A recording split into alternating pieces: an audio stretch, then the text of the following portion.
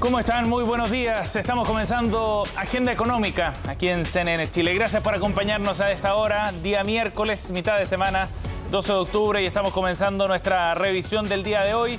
Como siempre, 30 minutos con lo que ustedes tienen que saber para comenzar el día en materia económica, de finanzas y en el mundo de los negocios. Comenzamos con nuestro resumen de noticias, por supuesto, y los temas que van a marcar el día de hoy y que estaremos revisando además en profundidad.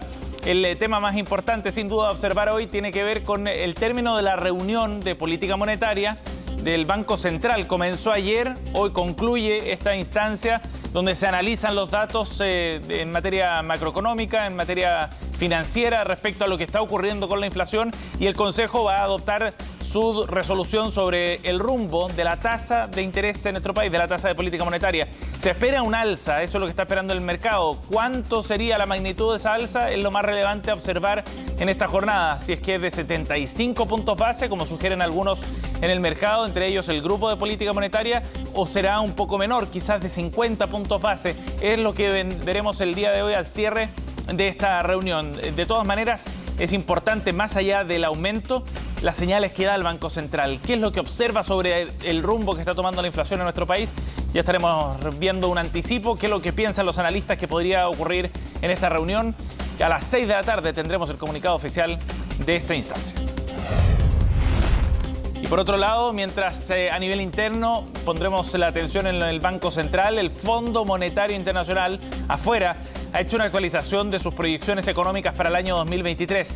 Y no son nada buenas. Hay un proceso de desaceleración en curso, dicen desde el fondo, y en nuestro país va a golpear duramente. De hecho, la proyección económica para el próximo año es una caída de 1%, y seremos el único país en un proceso de desaceleración de la economía, de contracción en toda la región, en Latinoamérica. La comparación respecto a otros países no nos favorece mucho.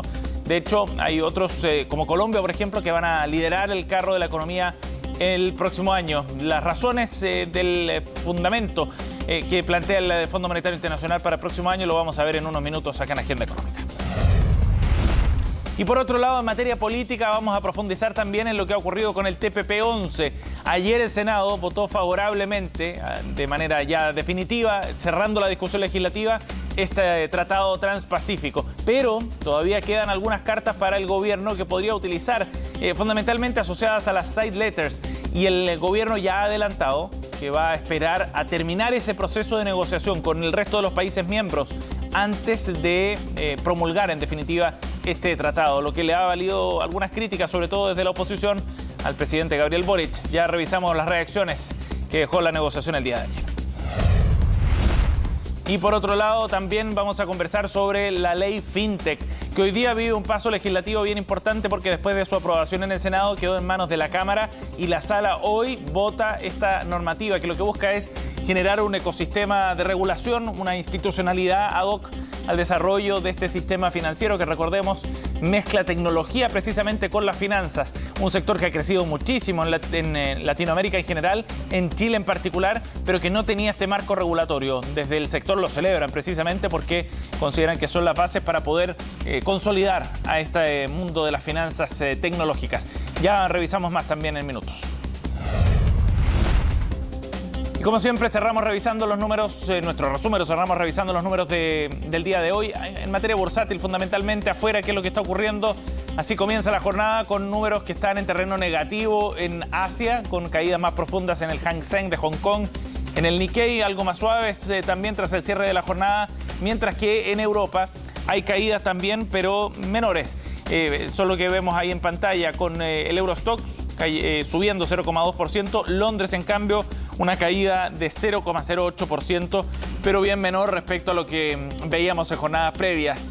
Todo a la espera, según lo que plantean los analistas, de datos importantes en materia de empleo, fundamentalmente en los Estados Unidos, que podría ser uno de los asuntos que mueva la aguja durante esta semana. Ojo con el IPSA, la Bolsa de Comercio de Santiago, que ayer llegó a su menor nivel desde julio de este año. Perdió los 5.000 puntos, cayó por debajo de esa línea, y muchos entienden que se debe fundamentalmente a los temores por una recesión económica en nuestro país.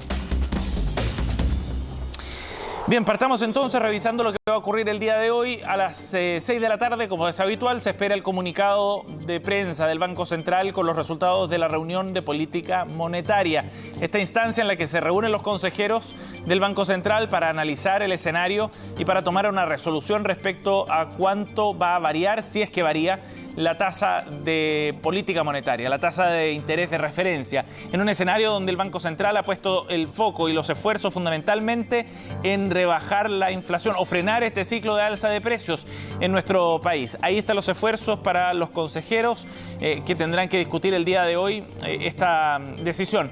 ¿Qué plantean en el mercado fundamentalmente? Distintos actores prevén un alza en la tasa de interés para esta reunión de política monetaria.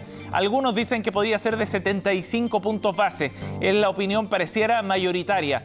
Sería una señal bien clara respecto a la decisión del Banco Central de poner un freno más fuerte todavía en la economía nacional y de esa manera tratar de evitar que los precios sigan disparándose. No los de corto plazo, sino fundamentalmente las expectativas de mediano plazo. Hay otros dentro del banco, en el mercado, que plantean que el alza quizás podría ser menor. Hacer un alza, por ejemplo, de 50 puntos base y guardar todavía alguna munición de política monetaria para fines de año en la reunión de diciembre, porque se espera que el techo de la tasa de interés esté en torno a 11,5% y ya está muy cerca de eso el Banco Central. Un dato muy relevante es que en la última reunión de política monetaria, y esto se supo después a través de las minutas, hubo un debate dentro de los consejeros del Banco Central respecto a cuál era el curso que tenía que seguir la tasa. Si bien se subió en 75 puntos base, fue la decisión, en 100 puntos base, fue la decisión respaldada por los consejeros Rosana Costa, la presidenta del banco, Noudón y Céspedes. Hubo también dos visiones distintas.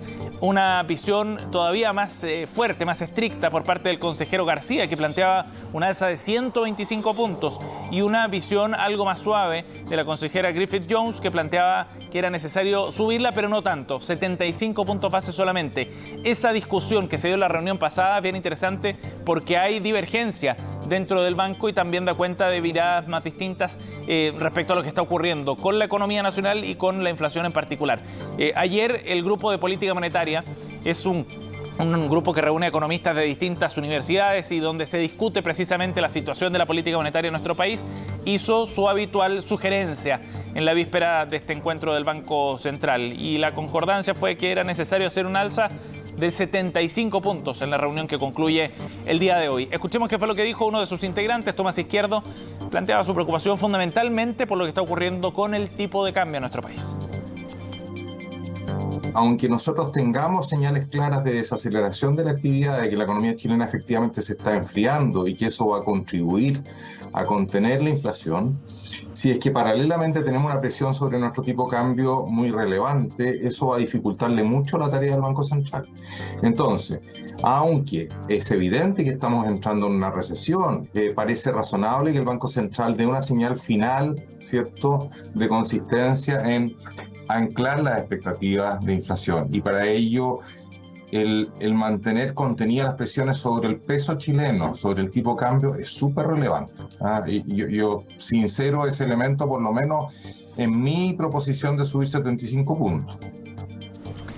Ahí estaba la explicación entonces de Tomás Izquierdo, uno de los integrantes del grupo de política monetaria, en esta justificación para los 75 puntos base de alza en la reunión del día de hoy. Era su sugerencia, al menos, de esta instancia académica. Por otro lado, Juan Pablo Medina planteaba que también era necesario poner atención a las señales que da el Banco Central. Sabemos que no solo es relevante la magnitud de la variación en la tasa, sino también las señales respecto a cuál es el horizonte del trabajo que está haciendo el Banco Central y si hay perspectivas de que este ciclo de inflación ya esté llegando a un cierre, a un término, fundamentalmente con el dato del IPC de septiembre. Recordemos que si bien fue de un 0,9%, alto para el mes, marcaba también la primera caída después de 18 meses consecutivos de la inflación interanual. Esto fue lo que dijo Juan Pablo Medina al respecto. La próxima reunión es a principios de diciembre. Quizás no vamos a tener el dato de IPC de noviembre, pero sí vamos a tener el dato de IPC de octubre en ese momento, y hay buenas proyecciones del IPC de noviembre. Por lo tanto, en ese momento quizás estar esperando una alza en ese momento tácticamente, quizás con Entonces mejor como ahora esperar en fondo cómo se materializan todas las cosas y tratar de señalar con esta alza que es como el fin del ciclo de alzas. Pensando que la última vez habíamos estado con dosis elevadas, el Banco Central en la última reunión subió 100 puntos base, entonces cambiar tan radicalmente la dosis en el fondo quizás no es tan bueno, sino como tratar de señalar el fin del ciclo de alzas de tasa. 8:10, vamos a otro tema para hablar de las proyecciones económicas bien sombrías que trae el Fondo Monetario Internacional. Ayer se conocieron las actualizaciones que hace el fondo respecto a su mirada sobre la economía a nivel global, pensando en 2023, y la verdad es que las proyecciones son bien pesimistas, sumándose así a lo que ya habían planteado otros actores del mercado, no solo para la economía global, sino aún más pesimistas para la economía chilena en particular. De hecho, la proyección que hace el Fondo Monetario es de una caída de 1% en la economía chilena en 2023, una contracción mayor a la que se esperaba anteriormente para el próximo año en la economía nacional. Y hay un dato bien revelador sobre la situación que se está viviendo. Si bien el Fondo Monetario espera un escenario de recesión y de desaceleración de la economía en el mundo entero, en Chile en particular la situación es más compleja todavía, porque si uno mira el panorama en el barrio, acá en Latinoamérica, las proyecciones para el resto de los países todas son de terreno positivo. Todas las economías crecerían, poco algunas, como México, por ejemplo, 1,2%, Brasil 1%, Estados Unidos incluso, que crecería 1%. Sin embargo, hay otras economías que crecerían bastante más. Por ejemplo, la economía de Colombia, que crecería un 2,2%, Uruguay un 3,6% y Paraguay un 4,3%. En ese contexto, Chile será el único país de Latinoamérica que tendría una contracción en el PIB el próximo año, es lo que plantea el Fondo Monetario Internacional. De hecho, su mensaje en términos generales es bastante más duro. Lo peor está por venir, decían ayer desde el Fondo Monetario Internacional, en esta dura advertencia sobre una recesión para el año 2023. Muchas personas sentirán el 2023 como una recesión, decía este documento en su pronóstico para la economía global del próximo año. El crecimiento mundial se desplomaría un 2,7%. Y hay un 25% de probabilidades que lo haga incluso por debajo del 2%, decían desde el Fondo Monetario Internacional respecto a sus proyecciones para el próximo año. 8:12, vamos a seguir con otro tema para hablar ahora de lo que ha ocurrido con el TPP-11. Larga tramitación, algunas idas y vueltas. Finalmente ayer en el Senado se zanjó este tema. El oficialismo, en particular el socialismo democrático, dio los votos suficientes junto con la oposición y la democracia cristiana para poder aprobar este tratado transpacífico. De todas maneras, el gobierno ayer fue bien claro respecto a cuáles son los pasos a seguir. No se va a promulgar de inmediato, se espera todavía el cierre de la negociación en torno a las side letters. Vamos a revisar en la nota de Estefanía Bustamante qué fue lo que ocurrió ayer en la Cámara Alta. Se aprueba entonces el tratado integral donde Aplausos que no traían sorpresas, y es que aún faltaba para terminar en la sala del Senado, cuando ya estaban los votos para aprobar el TPP-11 tras 4 años de discusión en el Congreso. Resultado de la votación: por la afirmativa, aprobando el proyecto, 27 votos, por la negativa 10, abstenciones 1. Resultado impostergable tras el acuerdo unánime de los comités parlamentarios. Esto luego de que a fines de septiembre el PC Daniel Núñez pidiera una segunda discusión que alargó el debate, para algunos vista como una de las maniobras dilatorias que nuevamente usó en la votación. Nosotros, como Partido Comunista, no tenemos ninguna estrategia dilatoria. Creemos que si el acuerdo es que se vote hoy día, se va a votar, pero lo que nosotros estamos pidiendo es hacer uso de nuestras facultades. Facultades que ejerció junto a otros 9 senadores, quienes presentaron 2 declaraciones interpretativas sobre el tratado, una al capítulo 9 sobre el mecanismo de solución de controversias y otra al capítulo 17 sobre empresas del Estado. No era parte del programa de gobierno y muchas personas, ¿no es cierto?, que votaron por este gobierno precisamente pensaron que eso se iba a respetar. Lo de la side letter, entiendo que es una relación directa con cada uno de los estados, pero legítimamente ese estado dirá si está de acuerdo o no está de acuerdo. Tenemos que ser parte de tratados. Si no estamos adentro, no somos nadie, no tenemos ni voz ni voto. Y se dio con 3 pareos parlamentarios, entre ellos el del presidente del Senado, quien dio positivo a COVID-19 en medio de la votación. Porque yo tengo que hacer un trámite fuera y vamos a continuar después. usted queda a cargo. Vuelvo al tiro. Presente todavía quedaba la canciller, invitada para aclarar dudas sobre el acuerdo económico. Nosotros tenemos una posición muy crítica respecto de los actuales mecanismos de arbitraje. Queremos ser parte del debate internacional en esta materia y los side letters lo que buscan es continuar con ese debate. El gobierno ha tenido 6-7 meses para hacer el tema de las cartas laterales. Parece que supimos de esto o se activaron recién hace un mes y medio. Con todo, las sugerencias presentadas al inicio del debate por el senador Núñez fueron rechazadas. Es una buena medicina para la economía de Chile.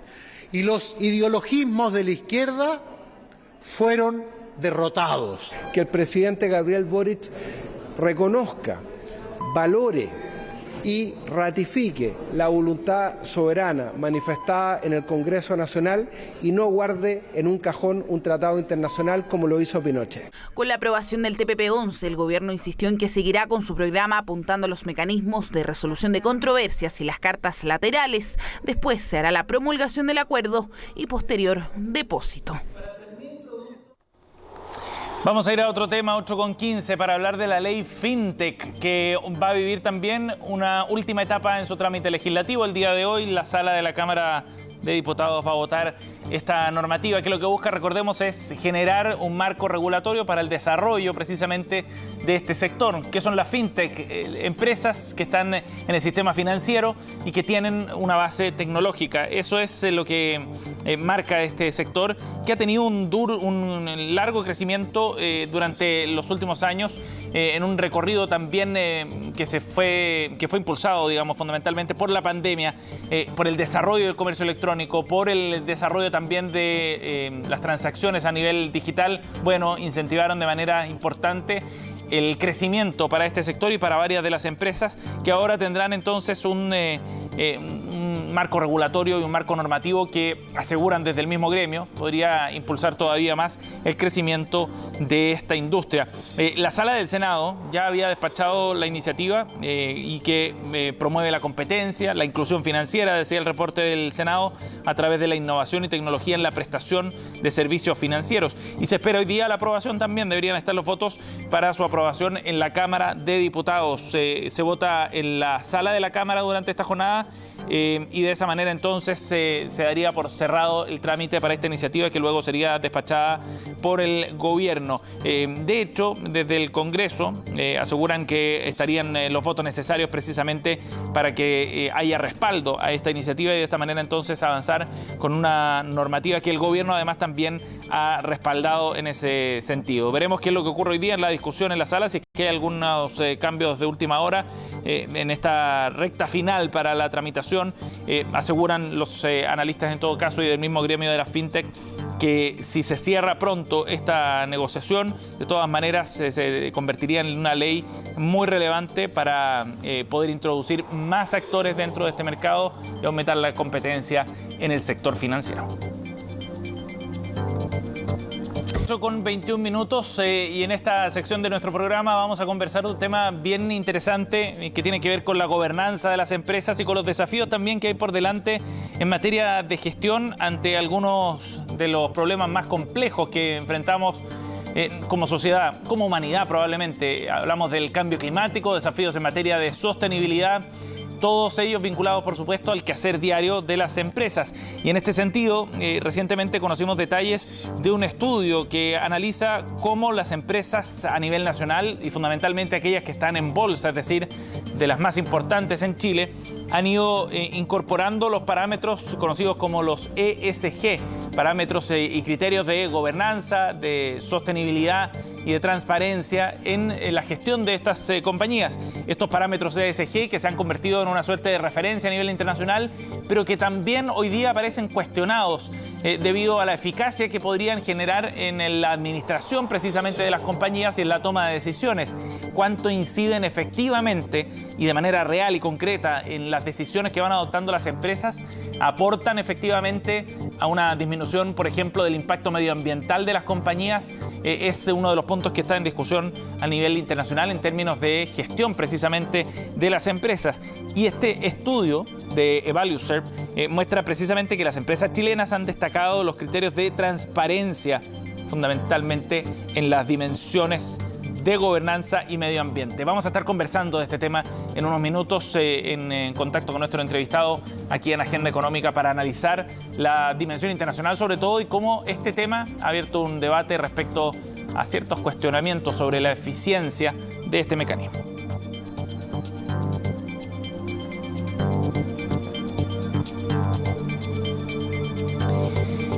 Antes de ir a eso, 8:23, vamos a revisar otro tema, porque hay preocupación respecto a lo que está ocurriendo con la canasta básica en nuestro país. Sabemos que este es un insumo muy relevante en el diseño de políticas públicas, porque mide fundamentalmente cuál es el costo de aquellos productos, fundamentalmente alimentos, que son fundamentales para la sobrevivencia de una familia. Pues bien, esta canasta básica ha ido subiendo de la mano con el alza de precios general que se ve en nuestro país, pero acá se nota muchísimo más por el efecto que tienen los presupuestos familiares y ya podría llegar incluso hasta los 60.000 pesos por persona esta medición, lo que genera evidentemente efectos bien relevantes en los presupuestos de las familias, pero también en las políticas orientadas a los de menores ingresos. Los detalles en la nota de María Luisa Carrero. Tomate, zapallo, un zapallo italiano, unas paltas, un jabón de mano y 6 huevos. Solamente zapallo, choclos, espinacas y pimentón. Lista en mano para no salirse del presupuesto. Quien no tiene esta técnica es que el alza de los precios no afloja y continúa golpeando los valores de los alimentos. La zanahoria está demasiado cara. A 2.000 pesos el kilo es mucho, demasiado. Pero es lo más caro por ahora. La zanahoria subió porque ahora está 1.500 la zanahoria, que antes estaba como 800, 900. Y cada vez, yo vengo toda la semana a la feria y cada semana suben los precios. La zanahoria tuvo una variación mensual de un 8,1%, un acumulado, lo que va del año de un 39,7% y a 12 meses un alza de más de un 50%. De una semana a otra subieron el doble, por eso que está caro y no se puede decir qué realmente pasó, cómo subió, no sabemos. ¿La gente le reclama mucho? Sí, reclaman bastante, reclaman harto. El otro producto que recibe hartas quejas es el tomate, que en el último IPC registró una variación de más de un 16%. Todo esto en septiembre, el mes de la patria, donde la ensalada chilena es la estrella en las mesas de nuestro país. De repente va a bajar un poco porque ya empieza a salir el de Limache, el de Rengo, todos esos lados. ¿Se reclaman mucho? Sí, reclaman, porque igual están caros los tomates. ¿Se vende menos? Sí, igual no es relativo, que igual de repente hay menos comerciantes que echan productos de estos. Cuando están más caros, más caros, los comerciantes menos echan. El precio de los alimentos no da tregua y así quedó demostrado en el último IPC con una variación mensual de un 2,3% y un acumulado a 12 meses de casi un 22%. Si en agosto la canasta básica de alimentos costaba 59.000 pesos por persona, ¿podría llegar ahora a los 60.000? Es probable, pero recuerde que está indexado también por parte del gobierno.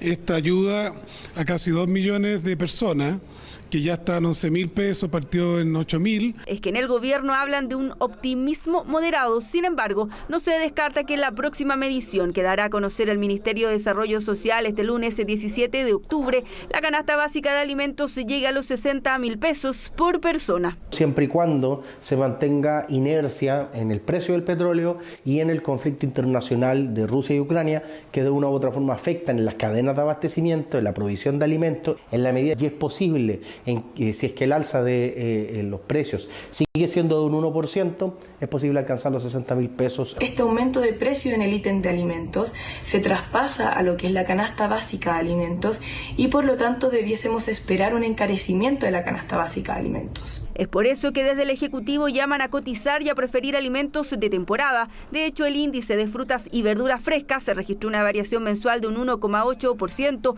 y tiene un acumulado en lo que va del año y a 12 meses mucho menor que la división de alimentos en general, no supera el 13%.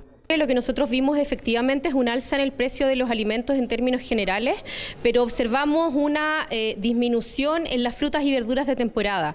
Y ahí destacan el brócoli, la alcachofa, el apio que ha mencionado el ministro. Y lo que nosotros invitamos es a consumir específicamente estos alimentos cuyos precios están bajando y que debieran seguir bajando en las próximas semanas. Así se entregan algunas alternativas saludables. Por ejemplo, las bebidas gaseosas tuvieron un alza mensual de un 3,5%, una variación a 12 meses de más de un 12% y que sube a 15% si vemos solo los meses que lleva 2022. Esta tiene beterraga, jengibre y naranja. Eso es todo lo que tienen. Y con el mismo dulzor, no tiene azúcar añadido. No, de repente si quieren incorporar un poquito de azúcar y no quieren incorporar azúcar, se le puede echar un poquito de miel. Para así aprovechar frutas y verduras que están más económicas y aunque han subido de precio, hacen rendir mucho más el dinero, sobre todo si se compra en ferias libres que pueden tener ciertos productos hasta un 67% más baratos que los supermercados. Es una locura, ¿sabéis que Dios delante viene a comprar mercadería, verdura y todo?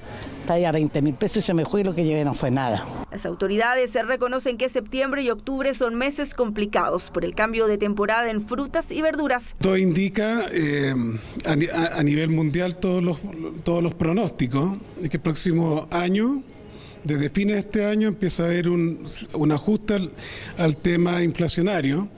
Todo esto bajo el escenario de que la guerra Ucrania y Rusia no se dispara. Es de esperar entonces menores incrementos y un ajuste paulatino de los precios, pero eso no quita que en el corto plazo los precios no sigan siendo un dolor de cabeza y que la canasta básica de alimentos lamentablemente pueda superar los 60.000 pesos por persona.